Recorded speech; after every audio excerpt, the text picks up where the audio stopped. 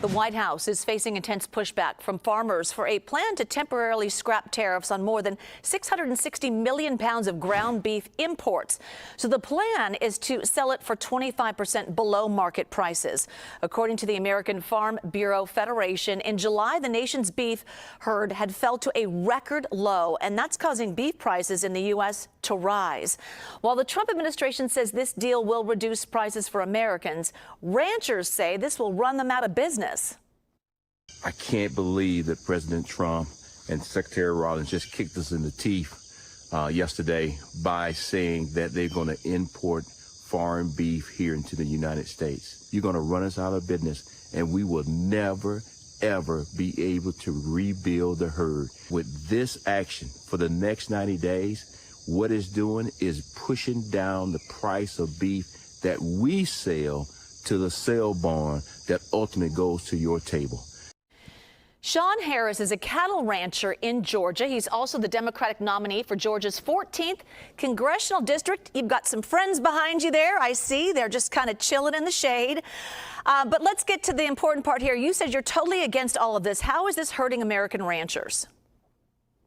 You know, since I made that video on Saturday, since that time, the price of our cattle, live cattle, has continued to drop.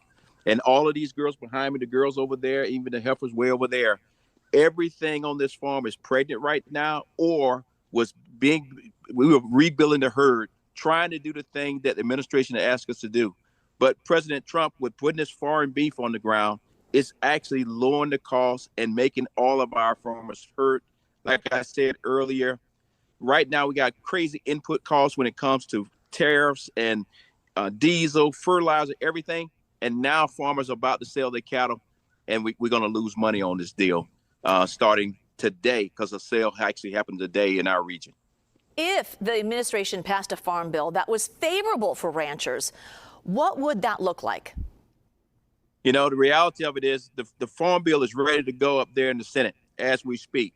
Right now, the Republicans and the Democrats just got to get together on one piece of that farm bill, and the other half of that farm bill is the SNAP program. And as you know, that SNAP program takes care of our less fortunate. That's our children and our seniors.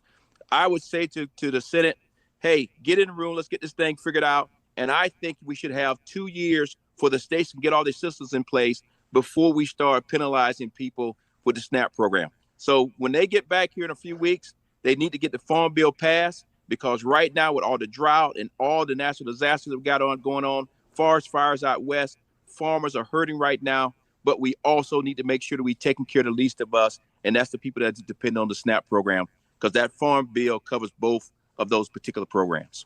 How will this decision impact the price of food that goes on our table? You know, I'll be honest with you, with this foreign beef that's coming in, and again, we don't even know where it's coming from. Mm-hmm. The last time President Trump tried to do this, he actually brought it in from Argentina. That was a buyout. We're going to see where it's coming from. But the crazy thing is, this is quality beef. I can tell you where these cows were born. I can tell you everything I've done with them. And as you see, they've been treated very nice. You can't say the same. Where's that beef coming from and what country? And you can't even really say it's actually beef. So the bottom line, I'm saying to the president, listen to all of our farmers out here and ranchers out here. Listen to our organizations, the Cattlemen Association, and everybody, and say, look, for once, this time, back off this thing, because you're going to run all of our farmers and ranchers completely out of business. And this is not a Democrat or Republican thing. This is 100% making sure that we can feed America and the world. But right now, this thing that he's doing could potentially run us out of business here in the next 90 days. Well, I appreciate you talking with us. Shawn, if you don't mind, I kind of want to pivot a little bit, steer in a different direction. You know, we've been reporting that Dolly Parton died today. It's touched a lot of people, and I understand through our producers you have a story to share about her, if you can share. Yeah, you know, here in my district, CD14, we're in Northwest Georgia, and one of the coolest things was when I started running for Congress, I went to a place called Ringo, Georgia.